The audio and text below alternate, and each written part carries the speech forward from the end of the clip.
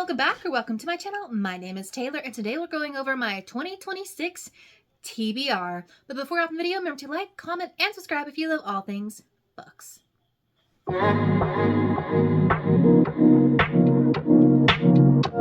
So I've selected my top 10 books, standalones, and series that I really want to get to and finish in the year of 2026. Now I will say I am going to mention some whole series. Do I read series back to back or, conjunctively? No. Do I read a lot of series fast? Not really. So it's more of a hopeful to start the series this year and get to where I want to be. And then we'll see how we go from there. I tried to stick to only books that were on my physical TBR. I do have one book that I don't own physically, but it is the end of a series, and I would like to purchase it sometime in the first quarter of this year and read it, and we will go over that when we get there. But yeah, I have a big stack of books standing over here, and like I said, with starting a new full-time job this year, it is interesting to see how much reading I can get done, because there's a lot of complaints online about you can only read like 100-something books or that many books a year because you don't have any obligations or jobs or anything outside of that. And I'm like, well, we're going to test that theory, aren't we, this year? But also to the people who say that, like, maybe you should get a life, because going on the internet and complaining about other people tends to seem to be a pastime that's not really productive. Let's go ahead and jump into the first book / series that is on my 2026 TBR. Starting off strong, we have the Poppy War trilogy. Now, I read the Poppy War last year, and you'll know that is one of my favorite reads of 2025. And it's also my first foray into what I would consider high fantasy. While I have been reading fantasy since I was a little kid, I can't say that high fantasy's ever captured me. I do like a little bit of silliness and a little bit more levity to the fantasy that I tend to read. But the Poppy War really introduced me into a very complex academic-based world following Ren, who is a war orphan who tests into the best military academy in Senegard, and what that means to be going from basically nothing to having everything, and when war breaks out, her entire limits and the class that she's in is tested. So yeah, these books, I'm excited to get to them, but I do fear that emotional devastation will ensue, so maybe we'll read these when I'm in more of a happy place. Who knows? Then a book talk favorite series, the Grishaverse, the Shadow and Bone trilogy. I really want to read the Six of Crows duology that everyone loves, but as someone who needs to read things in order, at least in order if I can chronologically, I will be going to read these books. It's not like screaming to me every time I look at them, because I feel like a lot of people don't love the first trilogy as much, but I am excited. Plus, I've been putting off watching the actual Shadow and Bone Netflix show that everyone seems to love because I want to read these books. However, I don't know why, because it's never stopped me to watch a show or movie before I read the book. But hey, that's the next one on the list. Another fantasy romantasy situation that I want to get to is Heavenly Bodies by Imani Ariu.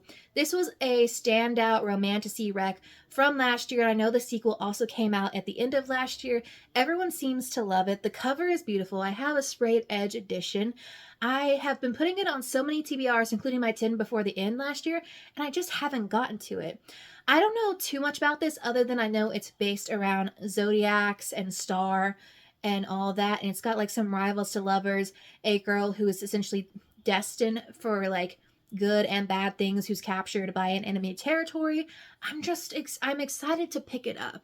I just honestly have been batting between different romantasies and fantasies this year, that this one I guess just kind of fell to the wayside. Another classic book talk book 2 recommendation, To Kill a Kingdom by Alexandra Christo. I know it has mermaids and sirens and all that in there, and it's a standalone fantasy, and I do believe we need more standalone fantasies. I kind of want to expand my repertoire of book talk and booktube knowledge, as well as fantasy knowledge. Plus, I'm not gonna lie, has anyone else been craving mermaids and sirens in their fantasy recently? Because that has been something that I have been craving. It could be the fact that I just love H2O Just Add Water that much. If you know, you know. But that is something that I'm excited to dive more into and scratch that itch this year. Another book that was on my 10 before the end of last year that I never got to is The Last Boyfriend's Guide to Revenge by Matthew Hubbard. I've been wanting to read this one for a while now, and I know that a sequel has come out in the series, or maybe it's a series of interconnected standalones. All I know is it's a beautiful cover. We love a good queer read, and we've got like a little like revenge social justice plot that kind of emerges from here.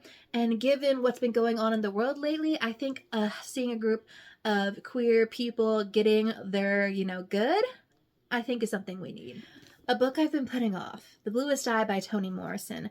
I do want to expand my reading knowledge this year.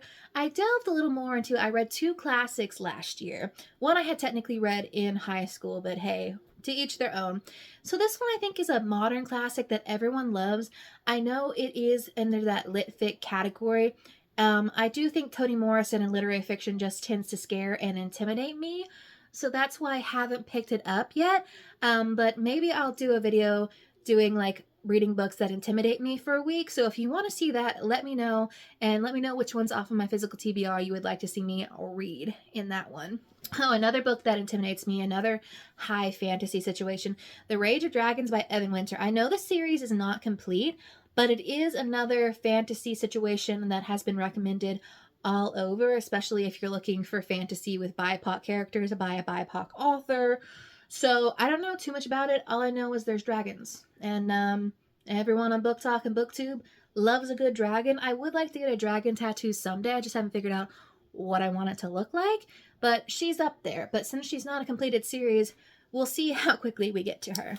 A series I started last year was Shatter Me, the YA dystopian novel that took the world by storm. Aaron Warner is in fact now like the OG Book Talk boyfriend. And that first arc that she gave us really solidified my love and enjoyment for it. But she did give us a second arc starting, I think Restore Me is the first one. I don't know. I've kind of got them mixed up on my shelves, so we'll figure that out. But yeah, these are very quick reads. The third book in the series I read in a day. I'm so excited to see what the story gives us, especially now that she's giving us a second gen story following James in Watch Me. So I want to get to this because I want to see what our second gen story explores. The sequel to a book that was a 5-star read last year, we have Zodiac Legacy, the sequel to Zodiac Rising by Katie Zhao. I think this is going to be a 3-book or a trilogy YA series. It is an Asian-inspired fantasy. The first book is a heist story following a fox spirit, a vampire, a werewolf, and a human who seek out the statues that were stolen from them by the Fae a couple hundred years ago in order to help solidify their spot, in like the zeitgeist or like at the table. And of course, lots of things ensue from there. But this is just, I say this is the epitome of what I look for in a YA fantasy. It's got like the heist, the shenanigans, the story, the adventure to it. It's got a multiple cast of characters who each have a storyline or a little bit of romance or something that really makes them stand out. And it's got some twists and turns that you may or not be seeing coming. And yeah, I just loved it and I thought it was great. And I do want to see where the sequel takes us in this story. I hope it doesn't suffer from middle book syndrome. Then the final book, the one I don't own physically right now, is Iron of Midnight by Brittany N. Williams. I believe this is the final book in the Forge and Fracture saga, which follows Joan Sands, who has been blessed by the Orisha god Ogun in order to basically create iron and metal at will, which is the only metal that can mortally wound Fae. And when the accords between Fae and humans are broken, she's the only one who stands between them and total chaos. And of course, this book is queer. We have polyamorous rep. These books for a YA series do have some slightly gory moments in them because the Fae like to chomp, chomp, chomp on humans, is what we've figured out. And I just think it's a solid YA series that doesn't get enough discussion about. And this being the final book, I'm so excited to see. Plus, I like a good bisexual girly rep in my stories. Also, this is a historical fantasy, so if you like that Shakespearean England vibe, you might like that one. But these are all the books that are on my 2026 TBR. Can we believe we're in 2026?